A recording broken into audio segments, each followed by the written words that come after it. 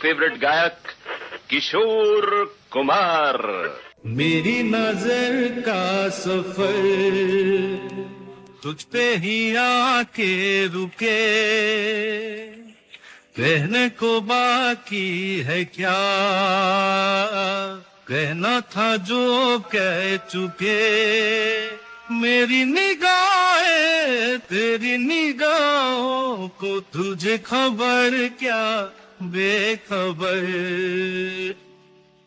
मैं तुझसे ही छुप छुप कर तेरी आंखें पढ़ता हूँ, तेरे दिल की गलियों से मैं हर रोज गुजरता हूँ। हवा के जैसी चलती है तू, मैं रेत जैसा उड़ता हूँ।